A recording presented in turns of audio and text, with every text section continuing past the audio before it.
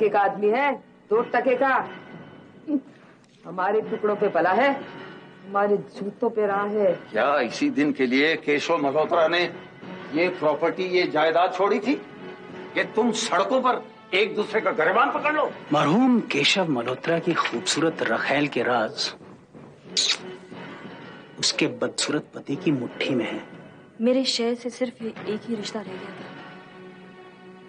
आज वो भी तोड़कर जा रहे हैं।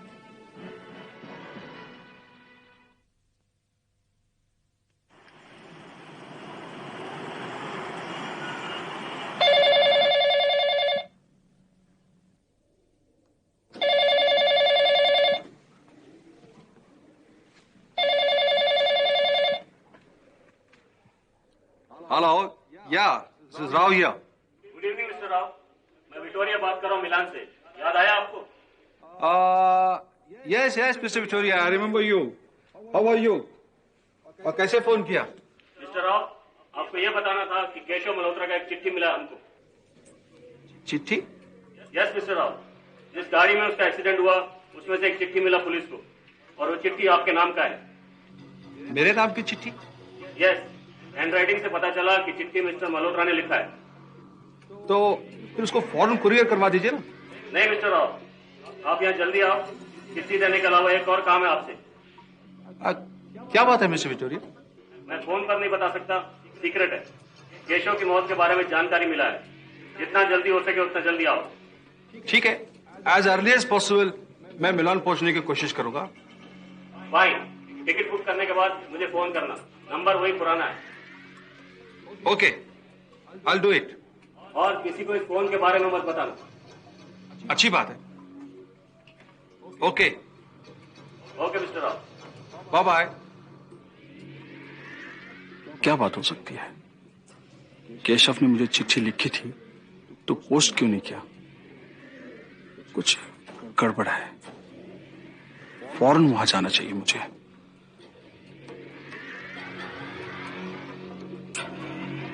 Hello, trade links? जी, मैं सुधाकर राव बोल रहा हूँ। Please book a seat to Milan as early as possible, it's very urgent. Okay, thank you.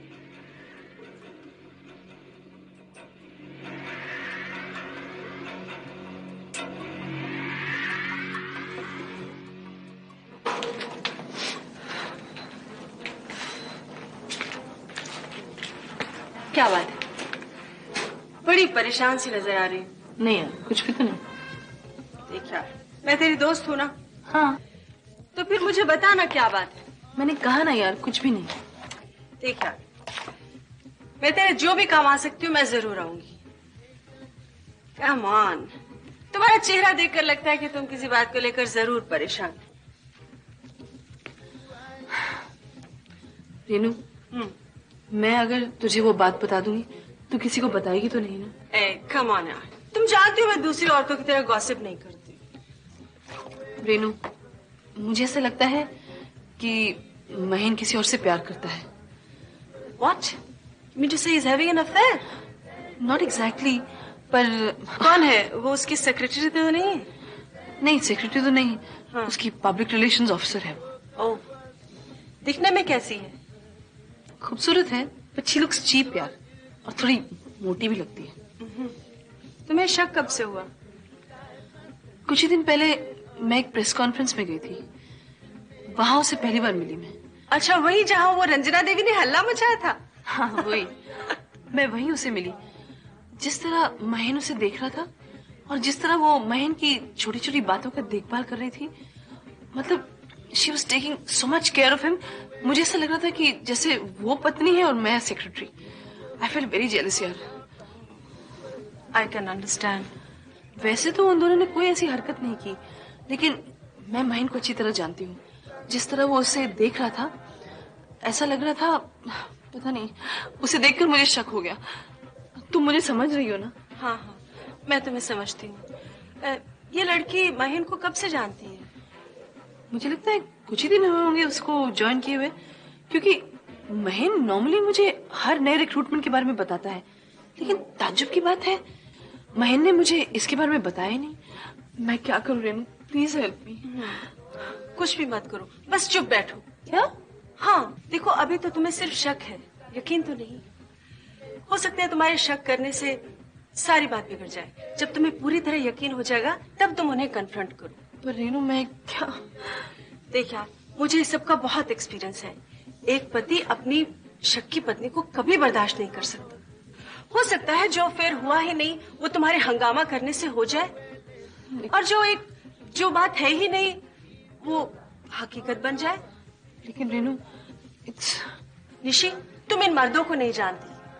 वैसे भी इन्हें सिंपैथी पाने के लिए सिर्फ एक बहाना चाहिए। देख यार, अभी तो तुम्हें शक है ना, यकीन तो नहीं। बहुत अच्छी बात है, वेरी फाइन। तुम उनके ऊपर कड़ी निगाह रखो, और जब तुम्हारा शक यकीन में बदल जाएगा ना, तब उन्हें कन्फ्रंट करो। इतना शर्मिंदा करो कि दोबारा कभी एक दूसरे को ना मिल सके। और वैसे भी कोई पति दूसरी औरत के साथ घर बसाने की हिम्मत नहीं करता है। रेनू, तुम्हारा ये कहना सही नहीं है, क्योंकि केशव भैया और स्वेतलाना को देख लो। आई एम सॉरी टू से दिस ऋषि, मगर मुझे नहीं लगता कि महेन कभी ऐसी हिम्मत करेगा। और अगर कभी कुछ ऐसा हो गया तो it's just your bad luck.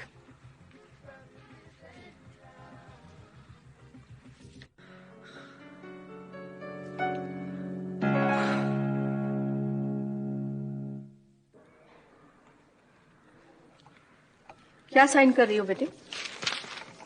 Share transverse forms हैं माँ, ताऊ जी को जाकर कल देने हैं। बुरा मत मानना बेटे, लेकिन मुझे नहीं लगता कि तुम ये ठीक कर रही हो। लेकिन मैं और क्या करूँ माँ, तुम ही बताओ। 20 लाख का कर्जा है मुझ पर। आगे का सोचो। इन शेयर्स पर तुम्हारे बच्चों का भी हक है। उनके भविष्य के बारे में जरा सोचा है तुमने? माँ, मुझे पूरा विश्वास है कि मेरा बिजनेस चलने वाला है, और उसमें से मैं जो कुछ कमाऊंगी वो मल्होत्रा इंडस्ट्रीज के शेयर्स के जितना नहीं होगा, लेकिन नेहा और निहाल भूखे नहीं रहेंगे। मैं उतना कमा ही लूंगी। बेटे, तुम भूल रही हो कि बच्चे केशव के भी हैं। इस लिहाज से तुम उनका हक छीन रही हो। इन बच्चों का मल्होत्रा इंडस्ट्रीज पर उतना ही हक है जितना कि ऋषभ का। मम्मी, कोई भी माँ अपने बच्चों की बुराई नहीं चाहती, उनके भविष्य को बिगाड़ना नहीं चाहती। तुम्हें याद है पापा के गुजरने के बाद जब तुम्हें उनका प्रोविडेंट फंड मिल गया था, तुम किस दुविधा में फंसी थी? एक तरफ मेरे कॉलेज की पढ़ाई का खर्चा था और दूसरी तरफ घर के 1 साल का किराया और अस्पताल और बनिए के बिल चुकाने थे। तुमने अपने दिल पर पत्थर रखकर मेरी पढ़ाई की कुर्बानी की थी। उस वक्त मैं मजबूर थी बेटे। अगर मैं वैसा नहीं करती तो हम लोगों को सड़क पर आना पड़ता, इसलिए तेरी पढ़ाई बंद करवानी पड़ी। मैं जानती हूँ माँ, और जिस तरह उस दिन तुम उलझन में थी ना, वैसे ही मैं भी हूँ आज। अगर आज मैं ये कर्जा चुकता न कर दूंगी तो हम पूरी जिंदगी इसे चुकाने में लगे रहेंगे। तुम जो कह रही हो वो ठीक है, लेकिन फिर भी मैं कहूंगी कि तुम एक बार सुधाकर से बात कर लो, वो तुम्हारी जरूर मदद करेगा। और हाँ, इस बार तुम उससे बात करना, फोन रख मत देना। ठीक है, अब तुम इतना जिद कर रही हो तो मैं उसे बात ही कर लेती हूँ।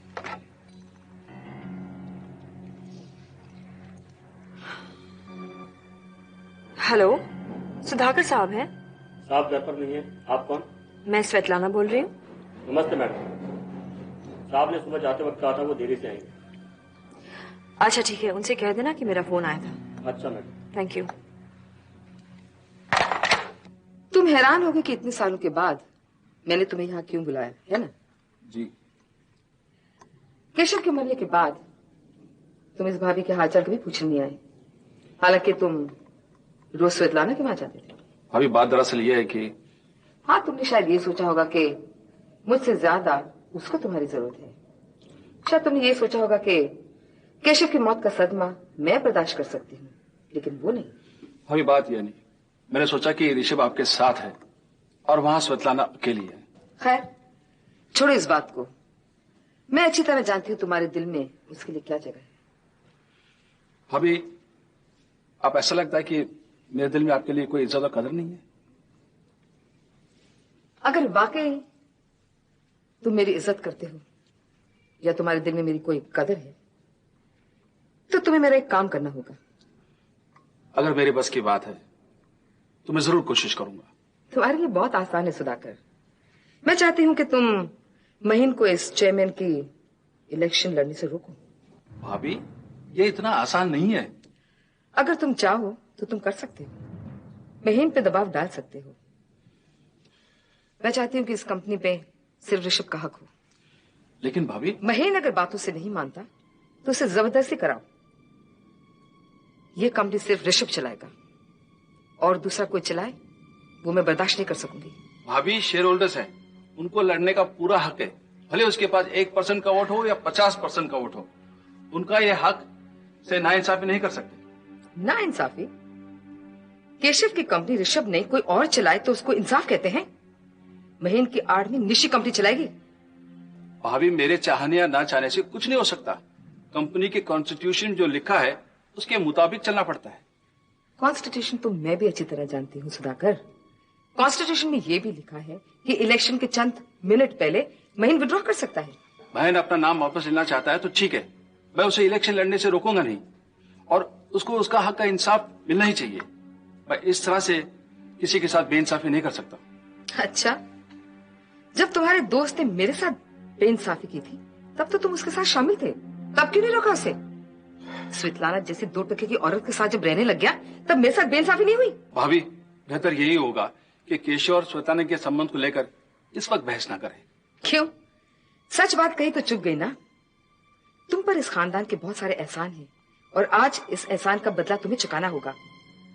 महीन को इलेक्शन लड़ने से रोकना होगा तुम्हें। भाभी, अगर मैं बहन के पास चला जाऊं तो मेरी क्या हैसियत रह जाएगी? कभी आपने मेरे बारे में सोचा है? हैसियत? तुम्हारी हैसियत थी ही क्या? तुम तो हमेशा केशव के चमचे थे और चमचे ही कहलाओगे। बड़े दुख की बात है भाभी, आप मेरी दोस्ती को चमचागिरी कह रही हैं। केशव मेरे लिए क्या था और क्या नहीं है ये मैं जानता हूं। केशव के सामने आप मुझे इस तरह से कभी बात ही नहीं कर सकती थी। सुधाकर, भाभी, मैं केशव का दोस्त हूं, आपका नौकर नहीं हूं। अभी तक आप मेरा अपमान करती आ रही, मैं बर्दाश्त करता रहा। इसका जवाब मैं दे सकता हूं, लेकिन मैं इसलिए चुप बैठा रहा। अगर मैं भी आपके साथ तू मैं करता तो फिर आप में और मुझ में फर्क ही क्या रहेगा? चुप कर सुधाकर। भाभी, मेरे सहन शक्ति का इम्तिहान ना लो। इससे पहले कि मेरे मुंह से वो गलत बात निकल जाए, मैं यहां से चला जाता हूं। मैं आपके एहसानों का बदला चुकाने की पूरी कोशिश करूंगा। खैर, मैं आउट ऑफ इंडिया जा रहा हूं। उसके आने के बाद मैं इनसे बात करता हूं। कहां जा रहे हो तुम? इटली। इटली? जी हाँ, मेरा पर्सनल काम है। जाते जाते एक बात कहना चाहता हूं, अगर आपकी जगह स्वेतलाना होती वो मुझसे इस तरह से पेश नहीं आती। नमस्ते। क्या मैं स्वेतलाना से बात कर सकती हूँ? Svetlana speaking. आप कौन बोल रही हैं? मैं तुम्हारी दोस्त हूँ स्वेतलाना। दोस्त? अगर आप दोस्त हैं तो नाम क्यों नहीं बताती? नाम सुनने से पहले मैं जो तुमसे कहने जा रही हूँ वो ध्यान से सुनो। सॉरी, मैं अनजान लोगों से बात नहीं करना चाहती। देखो स्वेतलाना, फोन मत रखना, वरना कल सुबह ताऊ जी को अपने शेयर्स बेचकर तुम बहुत बड़ी गलती करोगी। तुम्हें कैसे मालूम? मुझे बहुत कुछ मालूम है। तुम ताऊ जी को जैसा समझ रही हो वो वैसे नहीं है। वो तुम्हारे शेयर्स किसी और के लिए खरीद रहे हैं। अगर यकीन नहीं होता तो इसी वक्त उनके घर चली जाओ और खुद अपनी आंखों से देख लो। वो तुम्हारे शेयर्स का सौदा पक्का कर रहे हैं।